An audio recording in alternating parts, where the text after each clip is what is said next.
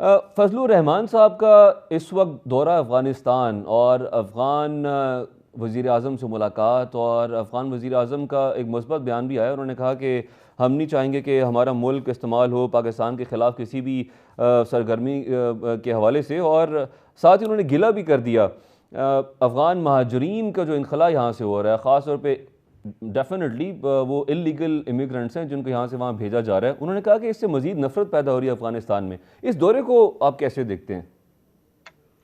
देखिए जी, मौलाना फजलुर रहमान की ताल्लुकात हैं आज की जो वहाँ पे हुकूमत है।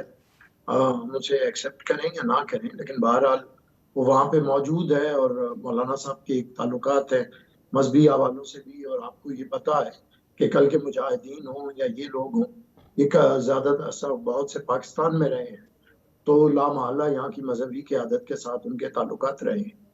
तो अगर तो वो उन ताल्लुकात को इस्तेमाल करके पाकिस्तान के अंदर स्टेबिलिटी के लिए और अमन व अमान को बेहतर करने के लिए, जो कि मुझे उम्मीद है कि मौलाना साहब के पाए के सियासतदान वो उसे बरूए कार लाएंगे, तो इससे मैं खुशाइंद इस हवाले से समझता हूँ कि हमारी तमाम सियासी क़यादत को, भले कोई हुकूमत में हो या ना हो, लेकिन जब भी कोई पाकिस्तान से बाहर जाते हैं तो वो पाकिस्तान ही की नुमाइंदगी करते हैं।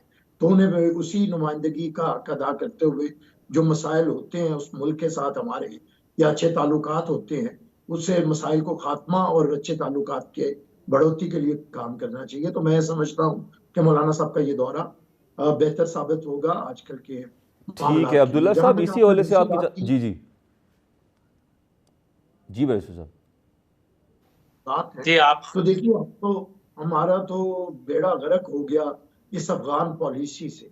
ये जो गर्म पानियों तक की रसाई का तमाशा था, और यहाँ पे जो डॉलर खाए गए, इसे जहाद कह के, और पाकिस्तान के समाज को उधेड़ के रख दिया गया। पाकिस्तान दुनिया के अंदर एक दहशतगर्द मुल्क के तौर पे समझा जाता है। कभी हमें मुजाहिदीन का सरप्रस्त माना जाता है, कभी हमें तालिबान का सरप्रस्त माना जाता है। और लाखों लोगों को हमने भाईचारे की बुनियाद पे इतने साल दहाइयों तक यहाँ पे रखा, और उस पे ना हमने अपने मुल्क का कानून देखा, ना देखा कि इन्हें शहरियत कैसे देनी है या इन्हें असाइलम कैसे देना है, कोई कैटेगरी का किसी कानून का, जो कि दुनिया भर में होता है।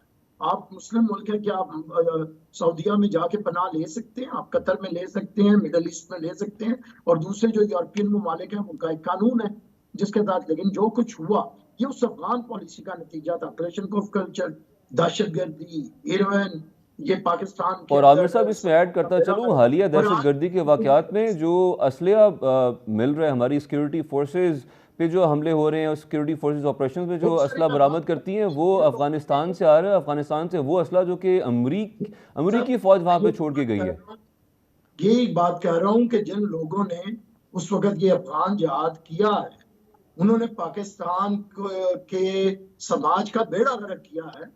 और अल्लाह ही उनसे हिसाब ले। मैं तो समझता हूँ जिन जो भी लोग इसमें शामिल थे, हमारी नस्लों की तबाही में ये हाथ था। उस वक्त सियासी क्यादत जो थी और जो तदब्बर रखती थी, उसमें ना सिर्फ पाकिस्तान की पीपल्स पार्टी की क्यादत थी, मैं एएनपी की क्यादत को भी इसमें खराज तहसीन पेश करता हूँ कि वो लोग इसे कहते थे कि ये जहाद नहीं होगा, ये फसाद साबित होगा। उन्होंने बहुत और आज कुर्बानी वो भी दी है। साबित हो रहा है हमारे